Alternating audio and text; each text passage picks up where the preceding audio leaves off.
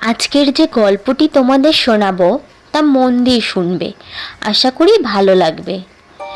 রাত হলেই শ্যামপুর গ্রামে শুনশান নীরবতা নেমে আসে। এই নীরবতার মাঝে থাকে শুধুই পাতার মর্মর আওয়াজ আর ঝিঝি পোকার ডাক। একটানা সেই ডাকে মোহনীয় হয়ে থাকে সেই কুসুমপুর গ্রাম। শুনশান নীরবতার এই গ্রামে আজও রাত নেমে এসেছে, কিন্তু প্রতিদিনের মতো চুপচাপ নেই কেউ। খেয়ে ঘুমিয়ে পড়তো যে কৃষক, সেও এসে ভিড় করেছে কালনির শাখা নদীর সুলিনার তীরে। ব্যাপার কিছুই না, সেখানে ভেসে উঠেছে এক মহিলার লাশ।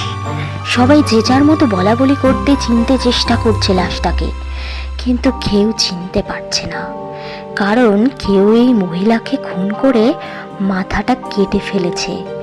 এখন চারিদিকে লোক পাঠানো হয়েছে মাথার খোঁজে। মাথা খুঁজে না পাওয়া পর্যন্ত এই লাশটা দাফন করার জন্য কেউ এগোচ্ছে না। এর মাঝে কোনো কোনো উৎসুক জনতা গিয়ে দূর থেকে কাঠি দিয়ে লাশের হাত পা দেখার চেষ্টা করে চলেছে, কিন্তু কোনো ফলাফল নেই। হাতে পায়ে কোনো চিহ্ন নেই যে লাশটাকে চেনা যায়। রাত যত বাড়তে থাকে তত ভিড় বাড়তে থাকে। মাঝে ভিড়ের চাপ কমে গেছিল, কিন্তু হঠাৎ করে শোনা যায় মণ্ডলের বাড়ির লতাকে পাওয়া যাচ্ছে না। ভাইয়ের সাথে ঝগড়া করে ঘর থেকে রেগে মেগে বের হয়ে গেছিল লতা। তারপর থেকে ওর পাত্তা নেই। সৎ মাও লতার কোনো খোঁজ করেনি। এখনো লতার মায়ের কোনো দেখা নেই।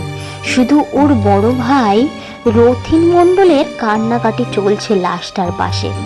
অনেকেই ওকে ধরে রাখার চেষ্টা করছে, কিন্তু পারছে না।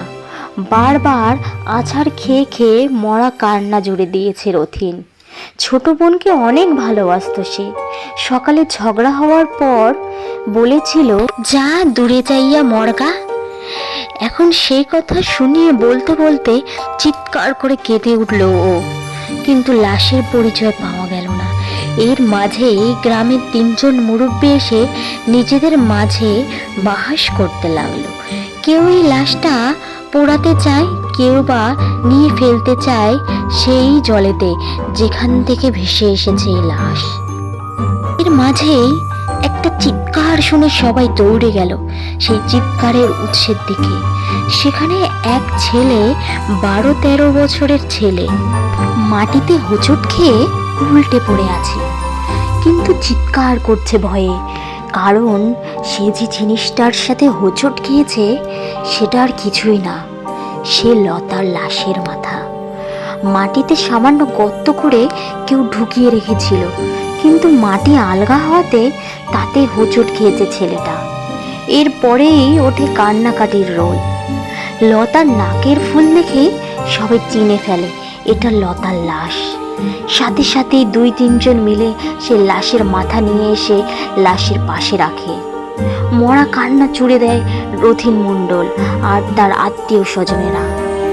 গ্রামের মাতব্বরদের মাঝে 2-3 জন এই লাশের দাহন করতে চায় না। কারো কারো মুখে শোনা যায় গ্রামের হেডমাস্টার সতীশের সাথে সুলেখার প্রেমের সম্পর্ক ছিল।